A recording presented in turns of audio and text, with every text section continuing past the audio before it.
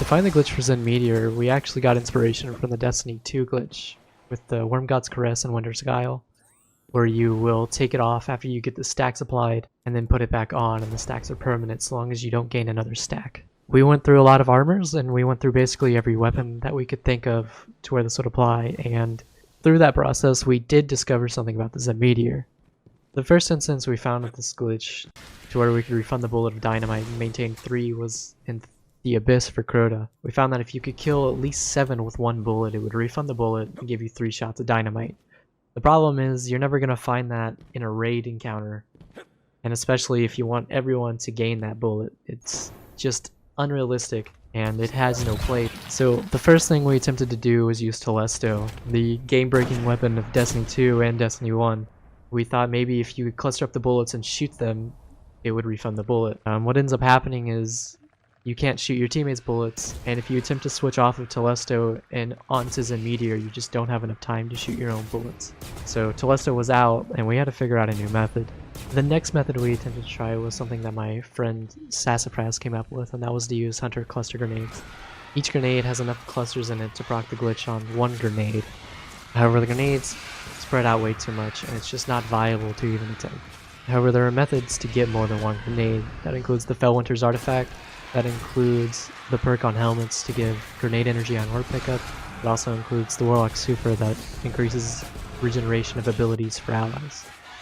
That being said, we did find that if you threw 1 grenade and managed to hit a crit, if you killed enough clusters in the grenade and got the crit, it would still activate the perk.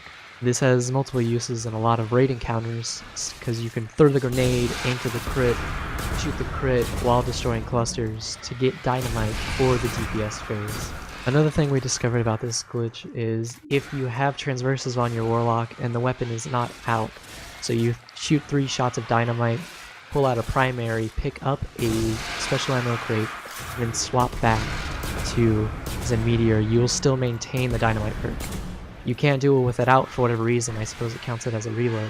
But this allows you to get up to 6 shots. It's unreasonable to get that during a DPS phase. However, 5 shots on a Warlock per DPS phase is very viable and possible. With Dynamite procced, it does about half the damage of Celestial Nighthawk shot. The nice thing is it's buffed by Weapons of Light, unlike Celestial, which means each shot is worth about 80% of the damage. The DPS from this weapon is higher than any other weapon in the game for the 3 shots it gets. If you can manage to get it on the Warlock to get up to 5 shots on a boss phase, the total damage, if all players could do that, is enough to kill just about every raid boss in the game. This weapon also looks even better on bosses that have increased crits, like Golgoroth or Axes. The Celestial can't crit, however this weapon can, and so the DPS it outputs on them is insanely high. So I think once we get more knowledge on how this glitch works, that it has the potential to optimize every DPS encounter, because even during all our testing, which we have over, I'd say 8 hours of testing going back and forth on things, we've run into very weird glitches in the process. At one point I got enough thrall kills to proc it, however it didn't proc. I swapped to my primary, and I swapped back and the glitch proc, which means there's a potential that you can stow this glitch.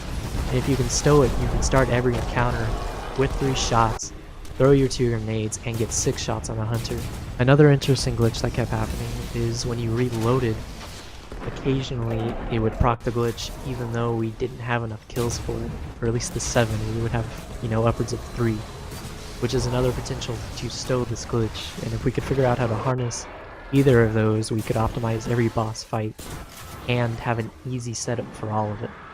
And before I go, I'd like to give thanks to all the people that did a lot of the legwork and helped finding the glitch, including Kavvc for sitting through about 5 hours of grenade trial and error, Cleveland OG for figuring out the cluster into critting strategy, and Sassafras for sitting with me and coming up with just about every theory and really doing most of the legwork. That's it. Later, nerds.